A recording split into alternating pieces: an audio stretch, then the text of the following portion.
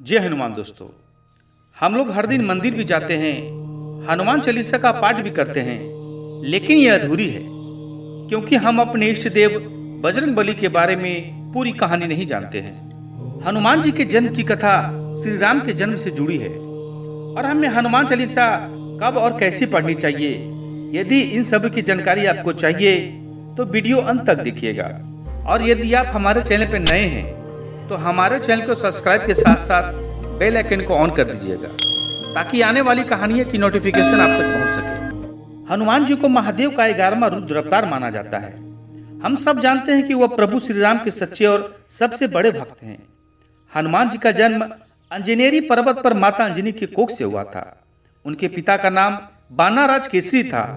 इन वजह से उन्हें अंजनी पुत्र और केसरी नंदन के नाम से भी जाना जाता है। हनुमान जी के जन्म की कथा श्री राम के जन्म से जुड़ी है। माता अंजनी को संतान प्राप्त हो सके, इसके लिए वो भगवान शंकर की पूजा कर रही थी। आज भी भक्त लोग शिवरात्रि को शंकर जी की उपासना करते हैं। इस बीच अयोध्या के राजा दशरथ और उनकी 3 रानियां भी उनको पुत्र प्राप्ति हो सके, इसके लिए भगवान शंकर की आराधना कर रही थी। उन्होंने अपने गुरु के मार्गदर्शन से संतान प्राप्ति के लिए पुत्र कामोष्ठी यज्ञ किया। यज्ञ के समाप्त होने पर तीनों रानियों को भगवान ने खीर और फल प्रसाद के रूप में दिया। भगवान रानी कैकेयी को प्रसाद दे रहे थे, तभी एक पंछी वहां आया और पंछी ने अपने चोंच से मुंह में खीर भरकर वहां से उड़ गया। पर उड़ते समय उसके चोंच से वह खीर अंजनी के हाथ में गिरी।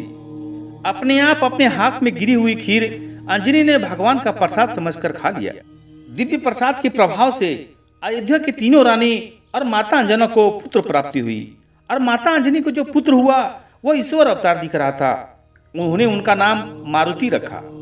वायुदेव की वजह से, उनकी शक्ति की वजह से ही वह फल अंजना के हाथ में आया था। इस वजह से मारुति को पवन पुत्र भी कहते हैं। शंकर जी की कृपा से होने वाला यह बलवान मारुति रुद्र अवतार मतलब शंकर जी का अवतार होने का श्रद्धा से लोग इनकी पूजा करते हैं।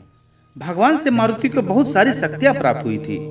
एक दिन सूर्य के उदय के समय छोटे से लाल रंग के सूर्य को देखकर मारुति को वह सुंदर लड्डू लग रहा था। उसको निगलने के लिए हनुमान जी ने उड़ान भरी। इंद्रदेव के साथ साथ सभी देव भयभीत हो गए।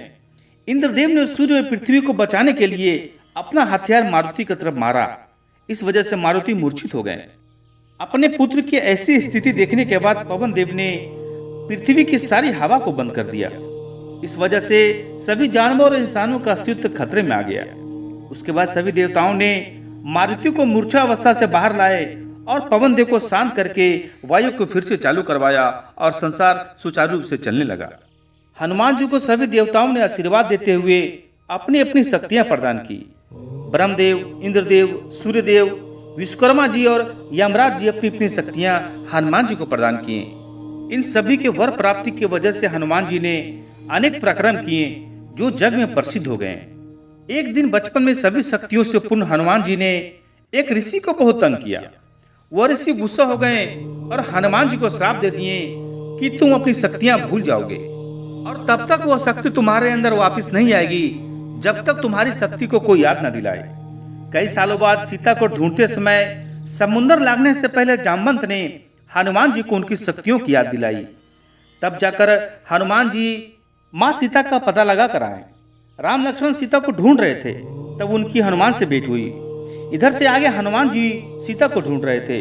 रावण से लड़ाई करके राम की मदद की और आगे जिंदगी भर राम की मन से भक्ति की। उस वजह से जिस जगह राम का मंदिर है और उसके बाजू हाथ जोड़े हुए हनुमान जी का भी मूर्ति होता है। हनुमान जी महादेव का अवतार होने से उनमें बहुत सामर्थ्य था। राम भक्ति करते समय उनमें विष्णु तत्व होने के कारण उनमें स्थिति का भी सामर्थ्य आ गया था। हनुमान में ब्रह्म तेज और शास्त्र तेज दोनों होने के कारण युद्ध के वक्त उनका अच्छे से इस्तेमाल करते थे। ऐसा बोला जाता है कि महाभारत के युद्ध में श्री कृष्ण ने हनुमान जी को अर्जुन के रथ पर स्थान दिया था। तभी हनुमान जी ने रथ और अर्जुन पर आने वाली अस्त्र और शस्त्र को हवा में नष्ट कर दिए। हनुमान जी शक्ति सामर्थ्य के लिए जितना प्रसिद्ध हैं, उतना ही वो बुद्धि के लिए भी जाने जाते हैं। बचपन में हनुमान ने गुरुकुल में जाकर बहुत सारी विद्या सीखी। वानरों का युद्ध करने का वशिष्ठ तरीका मारुति ने सीखा था।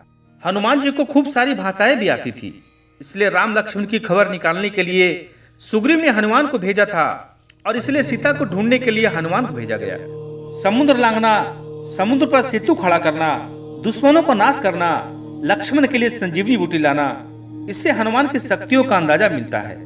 हनुमान जी चिरंजीवी मतलब अमर है, ऐसे भक्तों की धारणा है।